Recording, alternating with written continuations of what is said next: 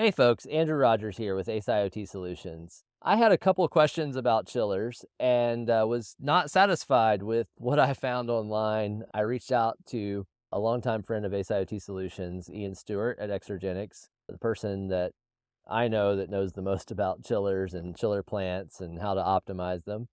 And we had a great discussion. Hopefully, this is useful for you as much as it was for me.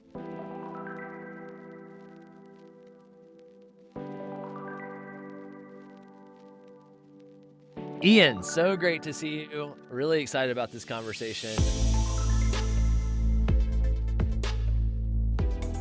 I'm really excited to have this conversation and talk a little bit about just some common terms and stuff, things that I feel like are becoming more and more relevant, but the resources are pretty esoteric. Thanks for having me. Excited to have this chat.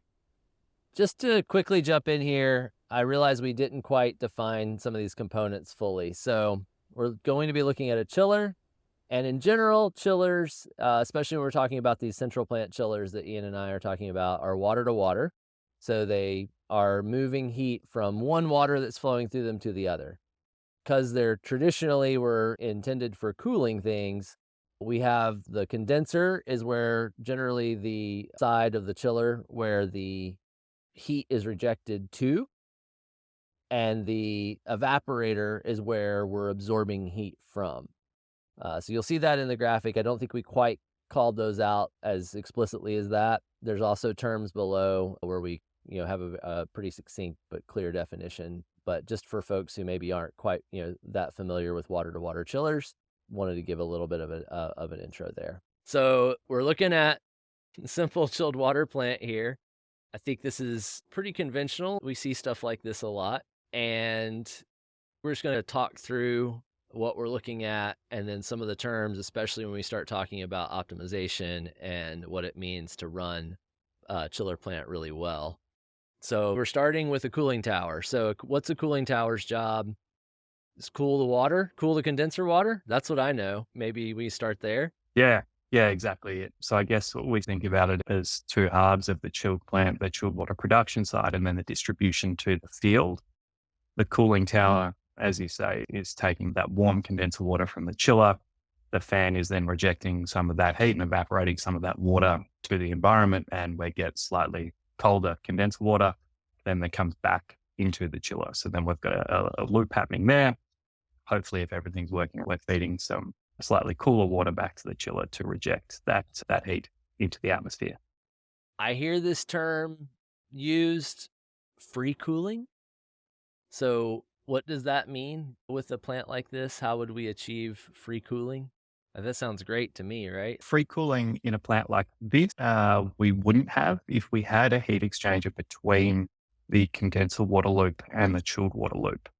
That would then allow us to bypass the mechanical cooling. So the mechanical cooling that the chiller, in this case, we see condenser and chiller, really that one unit, that condenser and evaporator make up the chiller. But if we could bypass that chiller and utilize the cooling capacity of the cooling towers, but then have a way to distribute that into the chilled water loop, then we're able to take advantage of free cooling. And free cooling is not free, but if we can use the cooling towers for some portion of the year, typically when we have lower outside wet bulb temperature conditions and we don't actually need that mechanical cooling. And then the mechanical cooling is really when we're activating one or more of the chillers in the plant. In some cases, we're able to take advantage of the cooling towers, not use the chillers, and hopefully have a higher plant efficiency or a lower kilowatts per ton or higher coefficient of performance, depending on which part of the world you're in and how you measure efficiency. What is coefficient of performance in this case? Is it just the ratio of heat rejected through the condenser water, or is it the entire system? Or This then becomes interesting. It depends how you measure it. If we look at the chiller itself, the chiller and coefficient of performance and kilowatts per ton, just different measurements for the same thing. It's all talking about the efficiency of the process. And you're absolutely right when you say measuring the energy input, the kilowatts energy input, and the cooling output. So that cooling could be in tons of refrigeration or kilowatts of refrigeration. So coefficient of performance, because it's kilowatts of refrigeration out, divided by energy input, kilowatts in. It's a unitless efficiency number. And that for a new efficient chiller could be 10 or 15, a COP, coefficient of performance of 10 or 15 times the cooling output compared to the kilowatt of energy input. And Then that's like a nameplate rating on the chiller. So and that's name, just the chiller. that's just the chiller, and that can be a nameplate rating. And you've got that will vary depending on part load. It will vary depending on the condenser water and chilled water entering and leaving temperatures and flows. But the OEMs will typically provide a data sheet with either ratings of efficiency at 25, 50, 75, and 100%. Ideally, and in some cases, you get more detailed part load efficiency data with a range of condenser water temperatures and a range of part loadings. So then you've got, and the same is true for kilowatts per ton. A really good chiller would have a kW per ton of 0.3, 0.4, roundabout there. But then you can actually zoom out and look at the plant and the plant as a whole. And the way that we define the system efficiency is looking at the primary chilled water pumps, the energy into the primary chilled water pumps, the chillers, the condenser water pumps, and the cooling towers. And once we have all of those, we can use that same metric because we're still rejecting tons or kilowatts of heat from the system. So now, rather than looking at the chiller and how much heat that's transferring from the condenser water loop to the chill, or from the chilled water loop to the condenser water loop, we can zoom out and look at it from a systems level and then define the kilowatts per ton or COP of the system. So then we're looking at total heat rejected to the atmosphere and the energy inputs to the cooling towers, chiller, and the primary pumps of that system. So a really good COP at a systems level would be 6 to 8 at the moment, which transfers to about 0.5 kW per ton is a really well-performing chiller plant. So in this drawing, we're looking at that system COP is the ratio of energy delivered to what we're calling the chilled water network divided by everything we see on the page otherwise. Exactly right. Energy. And then we'd typically exclude the secondary pumping energy that's delivering that chilled water. If there was a secondary pumping here in this example, there's not, but we could have the primary pumps that are really just serving the chiller and pumping that water through the evaporator. We could also have a secondary or even tertiary pumping network that's then delivering that to the field. I see. Okay. Okay. I'm a lot clearer on all that now. That's super helpful. The ratio of performance of the system to the chiller, which it sounds like varies 60 to 40% of the you would think the efficiency if you read the nameplate on the chiller versus what you're actually getting when you have all the ancillary equipment supporting things. And I guess that's probably pretty variable depending on your region and what kind of wet bulb temperatures you experience, et cetera. Like, how does that generally affect like your cooling tower operation? Is that linear? Is that a very like sharp curve that as your wet bulb temperature rises, that it takes a lot more energy to reject the same amount of heat? Yeah, absolutely. So the increase in wet bulb temperature will mean the cooling tower has to work harder to hit the same set point. So that will reduce what we call the approach temperature. So if we've got the condenser water coming back from the chiller here and entering the cooling tower, the heat will be reduced through the tower as we evaporate away some of that condenser water. The leaving temperature here, where we're at this part of the system where it's about to enter back into the condenser, that minus the outside ambient wet bulb temperature conditions. So your wet bulb temperature sets the floor of where you're able to get the condenser water to in a sort of idealized system. That will be the limit of how cold you can make that condenser water. The difference between those two temperatures, and I think in Celsius, we do now a lot more work in freedom units. So I'm becoming more familiar with Fahrenheit, but say, for example, the outside wet bulb temperature rises to 20 degrees, which I'm based in Melbourne. That would be quite a high, hot, humid day for us here. If our condenser water temperature leaving the cooling towers is 25 degrees, we'd then say that's an approach temperature of 5 degrees. So that difference between the leaving temperature and the outside ambient wet bulb conditions, you then term your approach. And that's one of the common optimization methodologies, is adjusting that approach temperature based off different factors to balance the cooling tower and chiller energy. And that my experience, which is very limited, I've definitely been to a lot of facilities, especially smaller ones. I know that y'all's expertise is really in managing some really big sites, but a lot of times with smaller systems and older, smaller systems, like that would be thermostatic control on the cooling tower fan, for instance. And so the wet bulb would change, and the cooling tower doesn't really know anything about wet bulb. It just knows about, you know, sensible heat and some set point it's been given to control to thermostatically. And so you get vastly different performance. So Mm. that's when that approach is leaving, or that approach is changing drastically, and you're not compensating it in the control system. That's a real opportunity for optimization. Is that what I'm hearing? Huge opportunity for optimization. We see massive potential there in every water cooled system. We should differentiate between air cooled and water cooled. In an air cooled, simpler system, you won't have the cooling tower and the condenser water line that chiller will be directly rejecting to the atmosphere. But where we do have cooling towers, we see on some of those smaller plants quite often, if the design conditions say condenser water leaving temperature, or the chiller wants condenser water entering temperature at 29.5 degrees, because this was the design condition, that will be the set point. And you're leaving a huge amount of opportunity for efficiency on the table by running that set point there year round. Because in some conditions where your wet bulb temperature is significantly lower, you could actually lower that temperature set point. And a really common rule of thumb for optimization is having a constant approach temperature. So rather than a constant condenser water temperature set point, what a common rule of thumb is wet bulb plus 4 degrees, for example.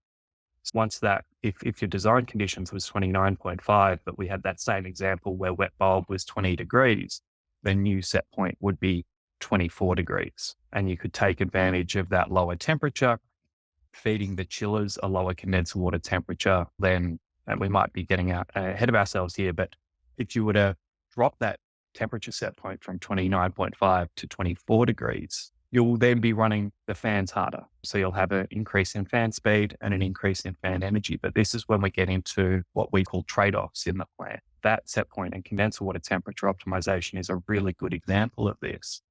That set point represents a trade-off between cooling tower fan energy and the chiller energy. And the reason there we'd want to use more energy in the fans is because ideally what's happening then, as we reduce that condenser water entering temperature, we're then reducing what we call the lift across the chiller, which means the compressors, that difference between condenser water temperature and chilled water temperature is lowered, which means the pressure ratio inside of the chillers is lowered. Those compressors have to do less work to transfer that heat. And in an ideal world, in a well-optimized system, the drop in chiller energy resulting from that drop in temperature is higher than the increase in fan energy. So from an overall perspective, when you're looking at it at systems level, your kilowatts per ton or coefficient of performance at a plant level, at a systems level, is improving. So overall, you've got more efficiency. You really, when you're optimizing these systems, want to take a mindset that you're agnostic as to which piece of equipment is using more or less energy. That becomes irrelevant. The real question that you should be asking is, how can I make the system operate as efficiently as possible? I think two of the things I wanted to talk about and understand a little better, both approach and lift, you just covered there. And I guess it hadn't clicked for me before that, because we're dealing with a closed fluid system on the refrigerant side, that reduction in temperature delta is just a reduction in pressure, and ergo reduction in how much effort the compressor has to put into condensing the refrigerant. And so that is also another like big nonlinearity. And so it makes sense that, make those trade-offs and get to a point where you're at the minimum of two different curves and you're saving significant energy.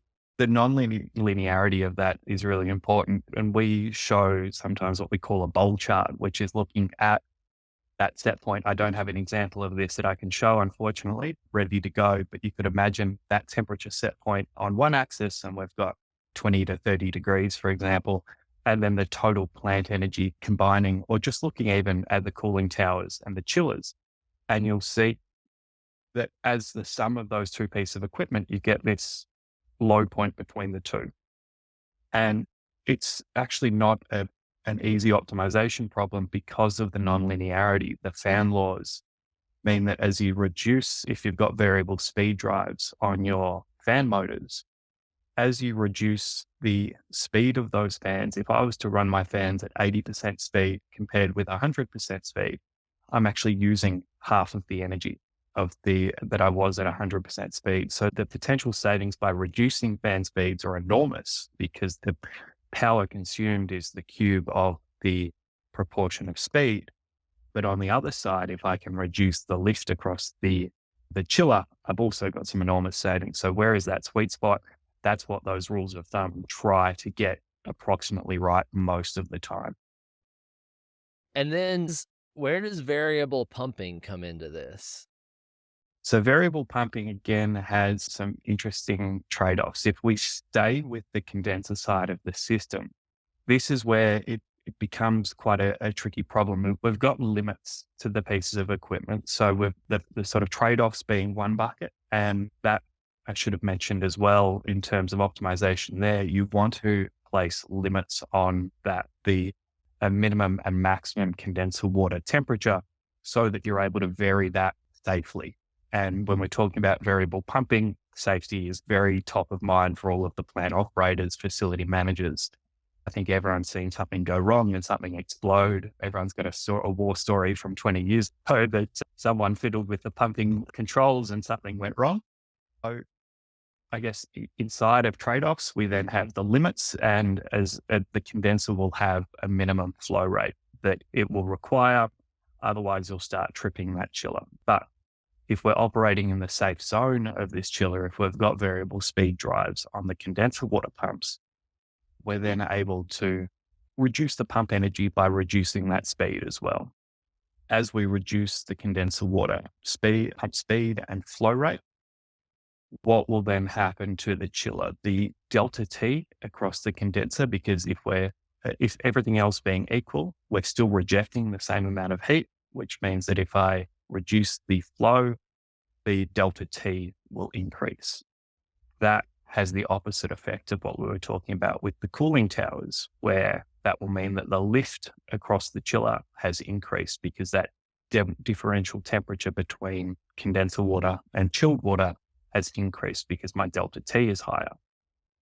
Then going further around this diagram back to the cooling towers and the dynamics there, this then gets even more complicated. Really, what the characteristic curve of the cooling towers and the performance of the tower is dictated by the liquid to gas ratio.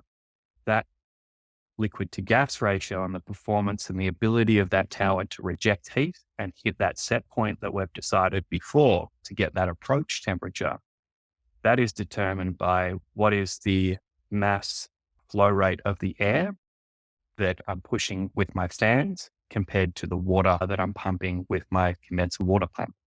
So if my chiller is at low load or part load conditions and I'm able to reduce the condenser water flow, then you've also got to think about the impact. So we've saved energy from the condenser water pump. We've increased the lift, so we're likely to increase that chiller energy slightly. Hopefully the trade-off there is in the right direction from a systems level. But then finally, we've got to consider the impact on the cooling tower, what the implications are for the liquid to gas ratio of the cooling tower, what that means for the characteristic curve, and how that's able to reject that heat. So how much more or less energy am I using in the cooling tower fan to hit that set point? Balancing those three variables, the lift across the chiller, using the pump curves and the characteristic curves of the pump to see how much energy we'll get by reducing the flow, And then finally, the liquid to gas ratio and the characteristic curve of the cooling towers to hit that set point. It's not a simple problem. I'm having trouble just keeping up with what all the variables are, let alone trying to Eh, solve them. And then that's where optimization becomes very interesting, is that we're looking at the simplest possible chilled water plant here, where we've got a single chiller, single condenser water pump, and single cooling tower. More often than not, we've got a low load chiller and a couple of high load chillers of different sizes, different capacities, and different part load efficiency profiles. And we might be jumping ahead with part load efficiency, but then we've got multiple cooling towers as well. So the next question becomes, well, how do I stage the equipment and turn it on and off? Sorry, I might be jumping forward there, but yeah, there's always a few variables to keep in mind.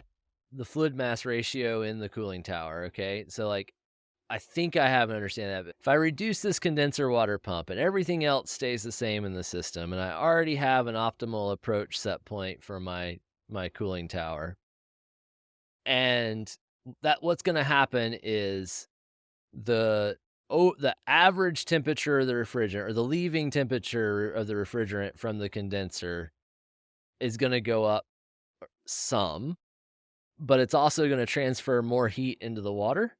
The water is gonna come out warmer than it would have, and so it's gonna go into the cooling tower warmer. Am I still on the right track? Okay. Yep. When it goes into that, when it's warmer going into the cooling tower, do the fans have to work harder or less hard? So the water coming warmer into the tower, that delta T that has to be achieved through the tower to get that set point, will be increased. But really what's dictating the performance of the tower, really the limits of that tower, is the leaving temperature, and what that leaving temperature offset is. So from the wet bulb temperature. So that's really defining the limits of what the cooling towers are able to do. The bigger factor than that change in temperature entering the towers is actually the change in liquid to gas ratio through the tower. So that's going to define the liquid to gas being how much air am I pushing up through the towers and how much water in terms of both mass flow rates. So what's the mass of the air going through and the water coming down? That then defining the characteristics of about how much evaporation is possible. So when we slow So the pump down, we're reducing the amount of water, the mass of the water that's flowing through the cooling tower. And so that yeah, ratio would go down, I guess. Probably. It's probably, and yeah, on that side. Yeah. yeah, it would go down. Yeah. And then the reason that that's the important characteristic of the tower is that there is a small change in temperature from the colder air and the liquid, but most of that heat rejection is coming through evaporation. So then, even though we've got slightly higher entering temperature water into the towers, actually that change to liquid to gas ratio is much more impactful on the total heat rejection, and then by implication, the leaving temperature of the water out of that tower. I forget the ratios, but it's the vast majority that's of heat rejection and hence temperature rejection that's coming through liquid to gas ratio and the evaporation potential, rather than delta T. Yeah. Okay. All right. Whew. One chiller, one cooling tower, one condenser water pump, one chilled water pump. All right. So what about on the chilled water pump side? The speed of that is really just about matching how much consumption you need, right? What does that look like? That's right. So there's similar characteristics that we spoke about in terms of lift. So if we were to reduce or increase the primary chilled water speed, that will have implications on how hard that chiller needs to run with the same load, with the same thermal load on the system. But really, the primary chilled water pump should be there to deliver enough water through that chiller, so that it's able to hit the set point. And our chilled water leaving temperature set point of, say, 6 degrees Celsius. Really, what that's doing there is providing enough water. In this system as well, it's also looking at providing enough differential pressure, generating enough pressure to get the water to all of the air handling units in the system.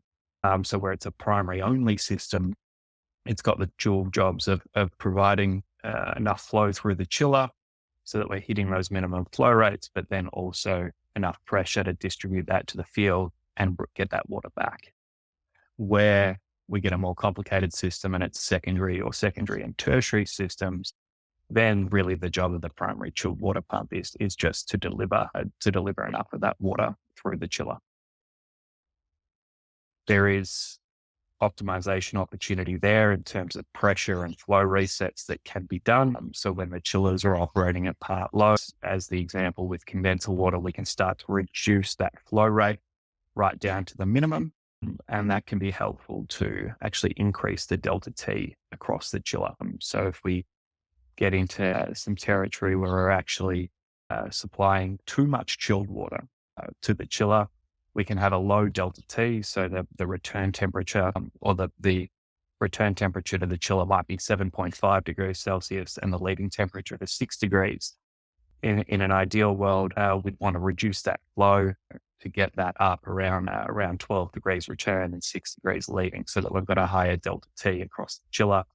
And that savings there then comes from twofold, really. We're able to, because we've got a return temperature that's closer to the condenser water temperature. So again, we're reducing the lift across the chiller. Plus, we're able to save on the pumps in the primary chilled water pumps by slowing those down. We're saving energy. So that one is there's not even any trade-offs involved there. It's more of just a win. If that's poorly operating, that's something that could be done very, very sensibly in most plants. And typically there is opportunity there to improve the chilled water sort of network. There's always, not always, but in a lot of cases, opportunity for improvement. That one I think I can wrap my head around. I've been holding you back. We've been talking about one chiller, one cooling tower, one set of pumps. How do you track all this when you get 5 chillers in a plant and 10 cooling towers and different sizes? Jeez. It's like thinking through how complicated this is, it's no wonder so many systems are operating so poorly. Like, how do we get this stuff working well and supportable in a way that's like, truly optimized? It's definitely a major problem. I can see why y'all are doing so well with Exergenics. That's why to give us a brief plug, that's why we got started with Exergenics in the first place. It is a really, really difficult problem when we start to introduce more chillers, more cooling towers, and more pumps. From an optimization problem perspective, it's what we would call a highly dimensional, nonlinear, discontinuous solution space. I don't know what that is, but it doesn't sound like something I'd want to sleep on. If you talk to the optimization folks and nerds out there, it's a really difficult optimization problem. And even for a computer, it's a really difficult optimization problem just from the nature of the equipment and how it operates.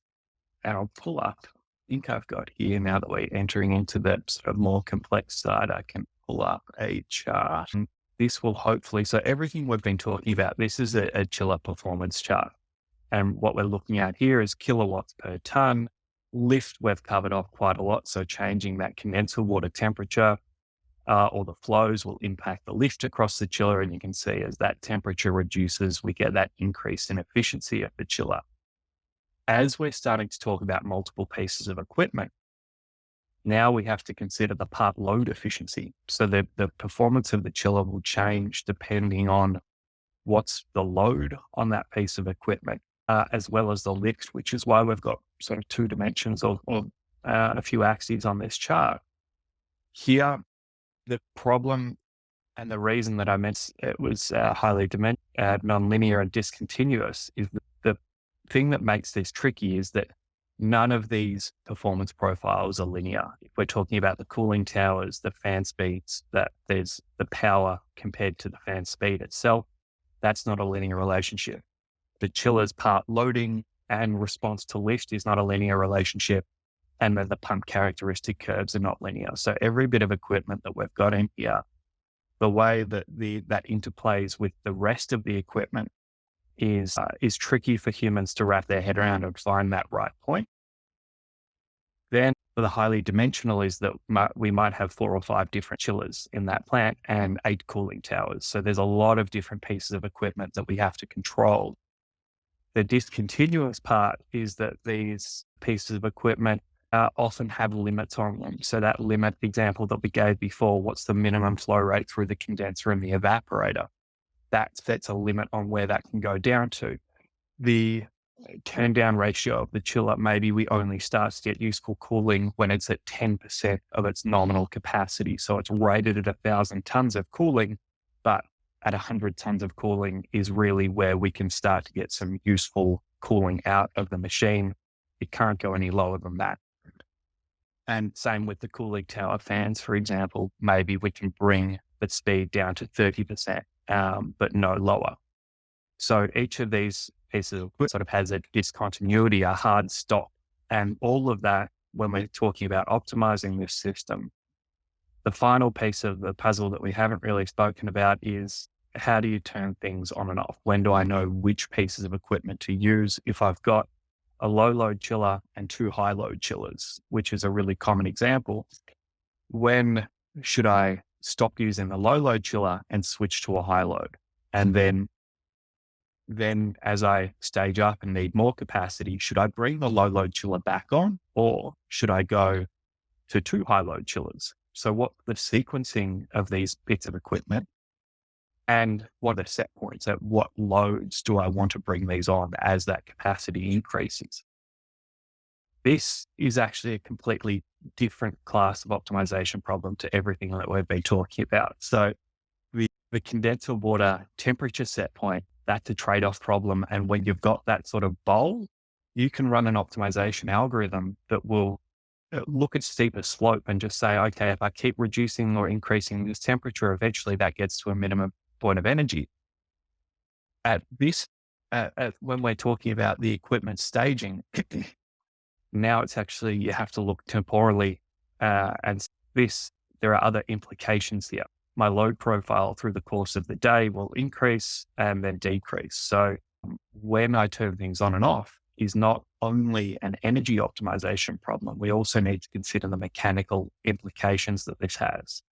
So for example, if I'm looking at the chiller sequencing and staging strategy, and when I bring on these different pieces of equipment, based on that load profile, how steeply the cooling rises, and then where it levels off and comes back down throughout the course of a day. If I have a poorly performing sequencing and staging set points, I could turn a chiller on, run that for 20 minutes, and then turn it back off, and then bring a different chiller on. That's performance is poor both from an energy efficiency standpoint, but it can also be harmful to the equipment itself. It's defined as a short cycle. We call short cycling anytime a chiller is turned on and off within 30 minutes of operation.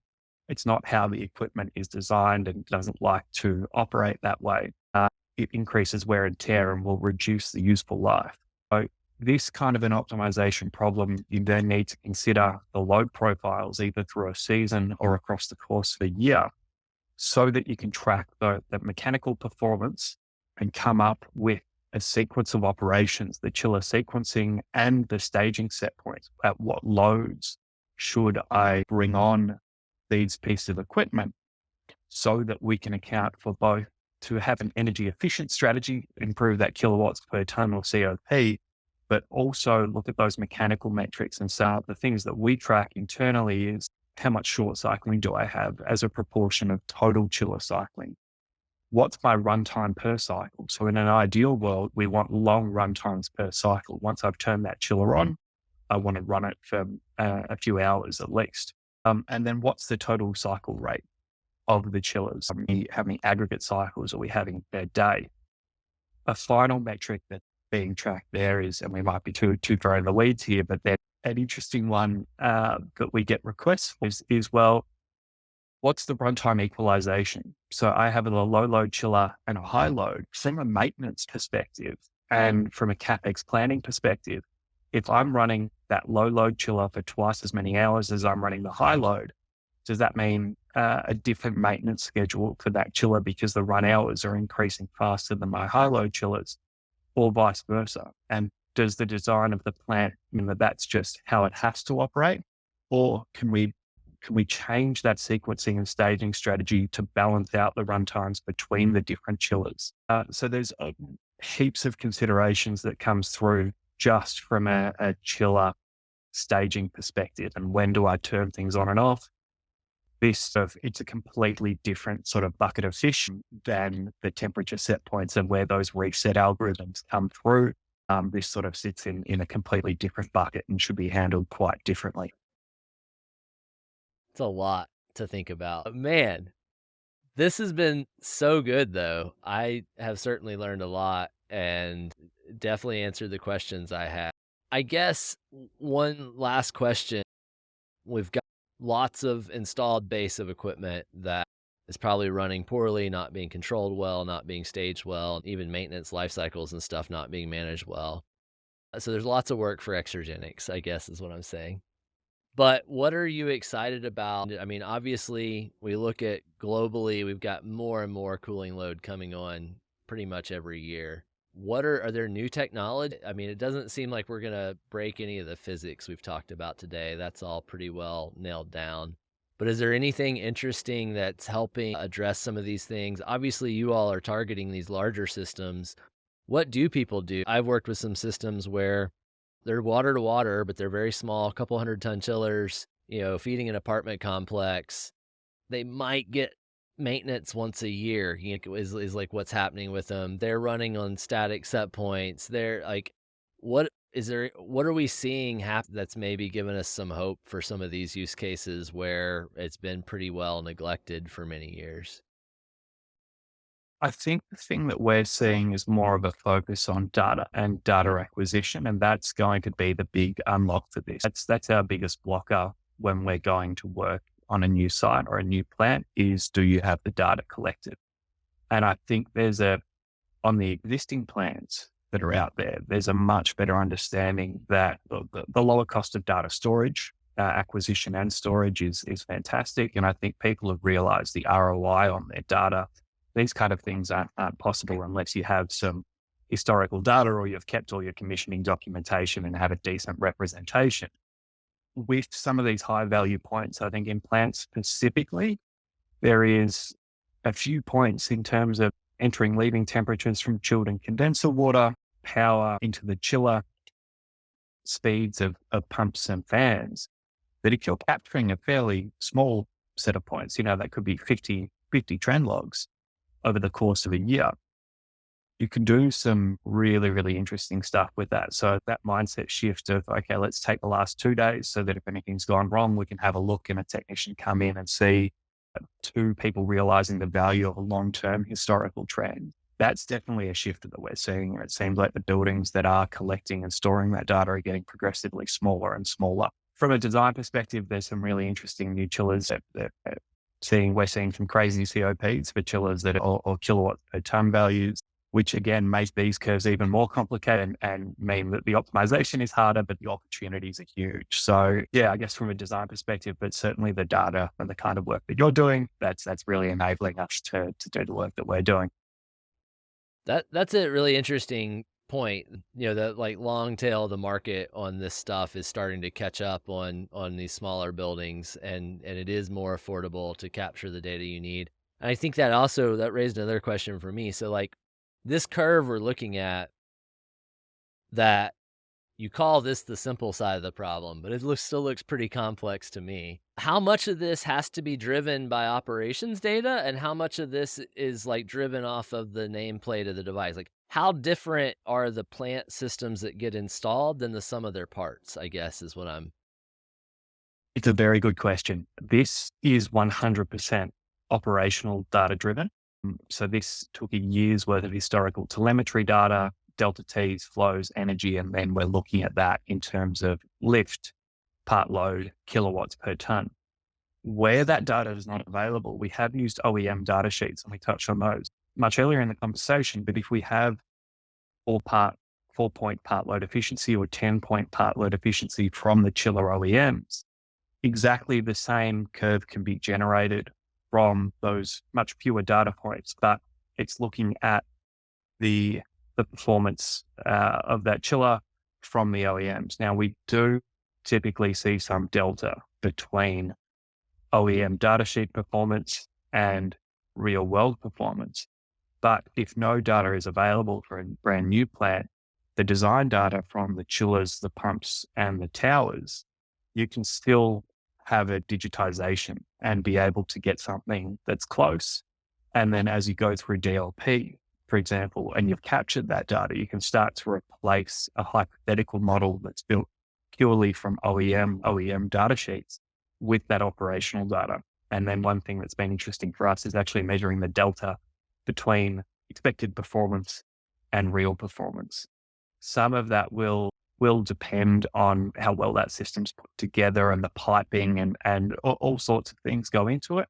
But yeah, there's still, if it's at that early stage in the process, but yeah, that difference will vary between plans, but you still absolutely can get value out while you're beginning that data collection process. Hey, folks. Hopefully, you found that conversation as enlightening as I did. I know we covered a lot of topics. It's pretty dense. There's a glossary below that you'll see that has some of the terms that maybe we didn't quite have time to define fully lined out if there's something that's confusing. And by all means, leave comments and questions. I'm sure both myself and Ian are willing to dive in and try to find answers if we don't have them already. Till next time, thanks for watching.